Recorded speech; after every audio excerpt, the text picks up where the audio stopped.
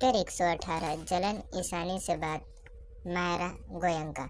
आरती जी को इतना उदास और उनकी आंखों में नमी देख सुकेत जी समझ गई कि ये किसके लिए है। उन्होंने आरती जी के हाथ पर हाथ रख दिया उन्हें शांत करने के लिए। आरती जी ने आज ये साड़ी इसलिए पहनी थी ताकि ईशानी को अच्छा लगे कि उसकी दी हुई साड़ी को उसकी माँ पहनी है, और शायद वे उनकी कोशिश देखकर थोड़ी उसकी गुस्सा और नफरत कम हो जाए। पर ईशानी को देखकर लग रहा था कि उसे कोई भी फर्क नहीं पड़ रहा हो इन सब बातों से। पर उन्होंने अपनी आंखों में नमी को छुपा लिया और मन में ठान लिया कि हार नहीं मानेंगी। वहीं अबीर को ईशानी से नॉन स्टॉप बातें किए जा रहा था।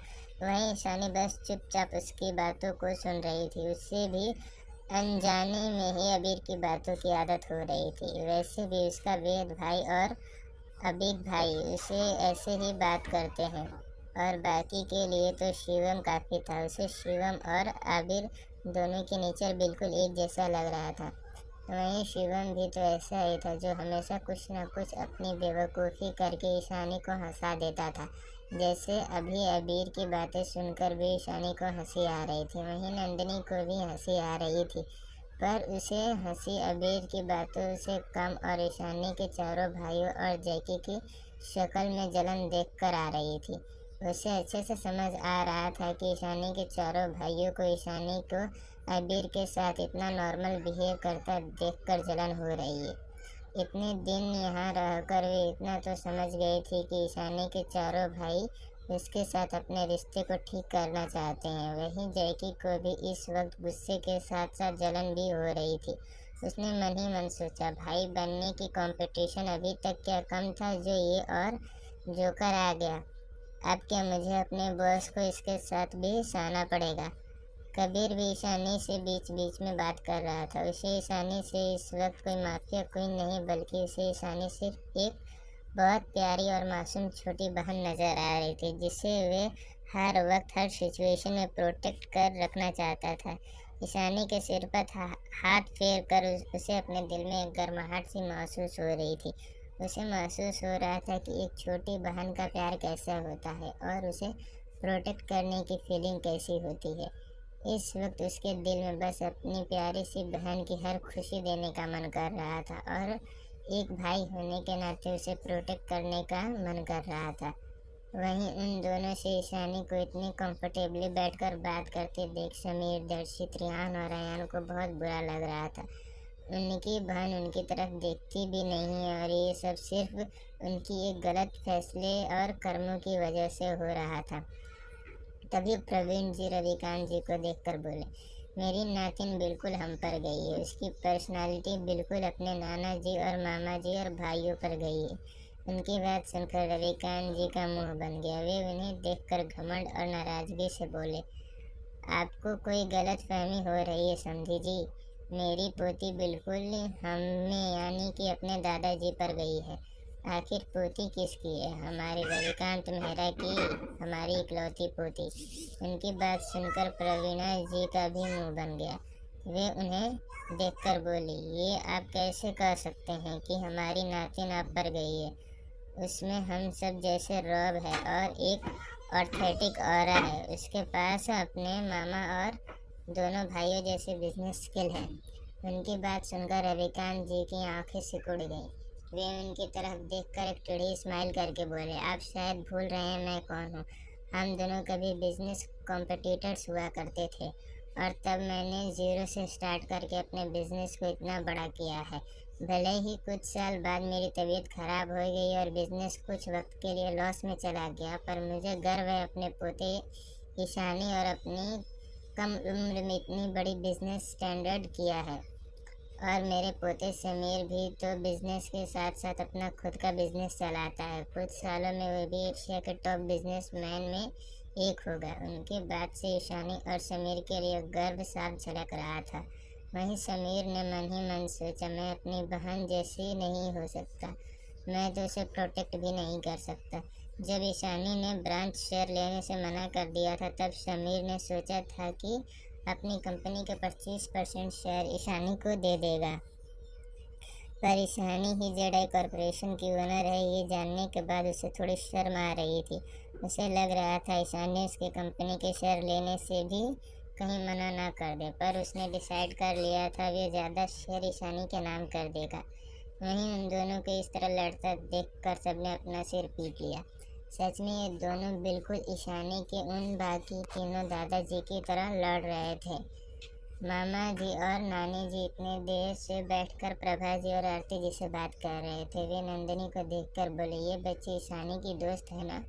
उन्हें नंदिनी काफ़ी अच्छी लग रही थी। रेणुका जी और नीलिमा जी ने भी एक दूसरे को देखा, उनकी आंखों में चमक आ गई। नंदिनी ने भी हाँ में अपना सिर हिला दिया तो रेणुका जी नंदिनी का हाथ पकड़ अपने तरफ बैठा कर बोली, अरे बच्चा हमारे पास बैठो, वैसे काफ़ी प्यारी और खूबसूरत हो तुम। नंदिनी ने उनकी बात सुनकर बस स्माइल कर दिया। वहीं अपनी दादी माँ और मोम को इशारा में बात करते देख कबीर और अबीर दोनों समझ गए कि वे दोनों क्या करना चाहती हैं। अबीर ने अपने भाई को देखकर एक टेढ़ी स्माइल किया, जैसे कहना चाहता हो, देखा अब तो दादी माँ और मोम यहाँ भी काफ़ी मैच मेकिंग काम करने लगी हैं। वहीं नंदिनी ने जैसे ही अपने डैड का नाम बोला तो सब हैरान हो गए। उन्हें लगा नहीं था कि ये लड़की प्रेसिडेंट विशंबर सहाय की नातिन होगी। पर रेणुका जी और नीलिमा जी इससे कोई फर्क नहीं पड़ा, उल्टा वे तो खुश हो गए। उन्हें इतनी अच्छी फैमिली की लड़की शायद कबीर के लिए मिल जाए, और नंदिनी से बात करने लगे। उनकी बातों से ज़्यादातर कबीर का ही जिक्र था, और ये सब देखकर ईशानी ने अपना सिर हिला दिया। उसे अपनी नानी माँ और मामी जी बहुत मासूम और मजाकिया लग रही थी। बीच बीच में वे ईशानी से भी प्यार से बात कर रही थी। वहीं प्रवीणा जी तो अपनी नातिन से बात करते थक नहीं रहे थे। उन्हें ईशानी से हर वो क्वालिटी नज़र आ रही थी जो एक पावरफुल हायर में होना चाहिए। अब तक तो ईशानी भी उन सब से काफ़ी कंफर्टेबल हो गई थी। वहीं प्रिया गुस्से से ये सब कुछ एक जगह बैठकर देख रही थी। सबने उसे ऐसे इग्नोर कर दिया था जैसे वो एग्जिस्ट ही ना करती हो। सबको बस ईशानी को प्यार करते देख दिल ही दिल में बहुत गुस्सा आ रहा था। वहीं दूसरी तरफ मुक्ष इस वक्त हॉस्पिटल के प्राइवेट एरिया में था। बाकी सब भी अब तक आ गए थे जयदेव जी इनसे मिलने के लिए।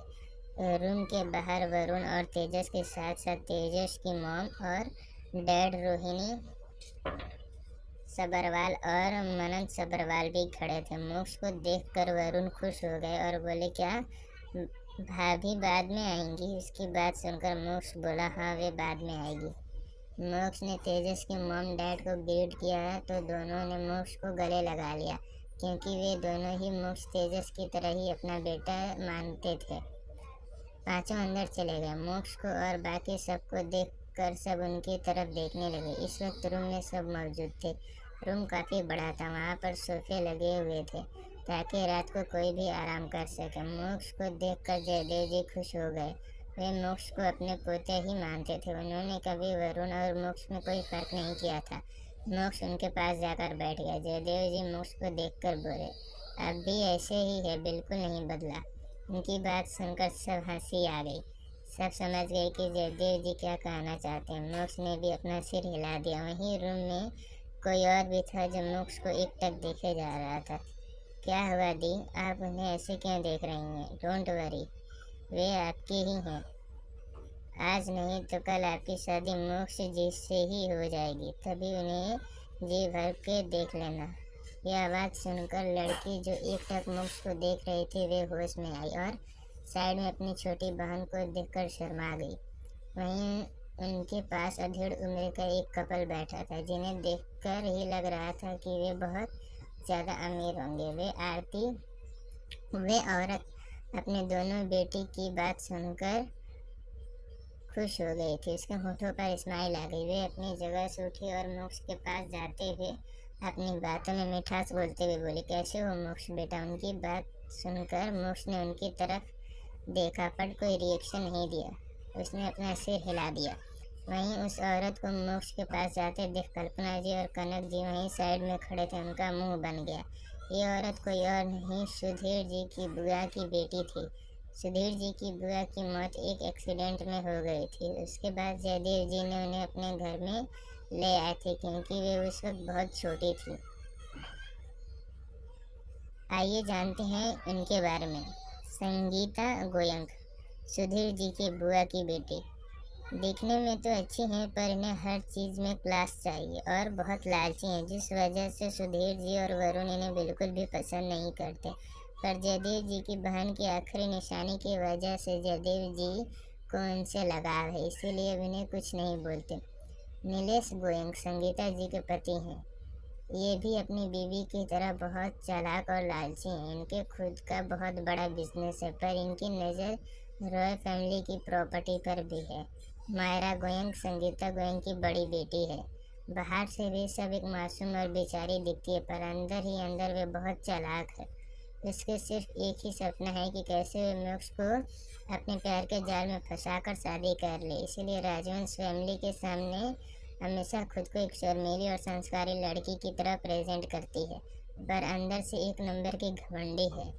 उसके हिसाब से सिर्फ मोक्ष वे ही मोक्ष के स्टैंडर्ड की है और मोक्ष के लिए भी सिर्फ वही बनी है।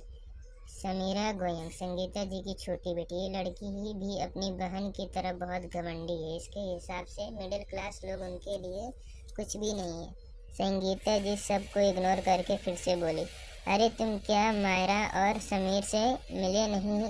इतना कहकर उन्होंने मायरा और समीरा को अपने पास बुलाया। वे भी यही चाहती थी कि मोक्ष को मायरा पसंद आ जाए, ताकि उनकी शादी की बात राजवंश खानदान पर चल सके। अपने मोम का इशारा मायरा समझ गई। वे शर्माने का नाटक करते हुए एक प्यारे से स्माइल के साथ आगे आई और बड़ी आदत से अपने बालों को कान के पीछे करके एक मासूम लड़की की तरह मोक्ष की तरफ देखकर बोली, हेलो मोक्ष। उसे पूरा यकीन था कि मोक्ष उसे ज़रूर नोटिस करेगा। आखिरकार वे इतनी खूबसूरत और एलिगेंट जो थी। पर उसे हैरानी तब हुई जब मोक्ष ने उसे हाथ नहीं मिलाया और अपना सिर हिला दिया और अपने फ़ोन को देखने लगा। वहीं दक्ष और नव्या, जो अभी अभी कैंटीन से आए थे, उन्हें हंसी आ रही थी मायरा पर। नव्या धीरे से दक्ष के कान में बोली, ये लो, एक और आ गई अपनी इंसल्ट कराने। इसे क्या लगता है भाई, इन जैसे छिपकली डायन जैसी शक्ल वाली की चाल में आ जाएंगे और चाल नहीं समझेंगे? उसकी बात सुनकर दक्ष को हंसी आ गई, पर उसने अपनी हंसी को कंट्रोल किया और अंदर चला गया। कल्पना जी और कनक जी को भी मन ही मन हंसी आ रही थी मायरा जैसी बेवकूफ़ लड़की पर। वहीं मायरा का चेहरा मोक्ष की इग्नोरेंस से पीला पड़ गया था। उसे विश्वास नहीं हो रहा था कि उसकी जैसी खूबसूरत लड़की को मोक्ष ने इग्नोर कर दिया।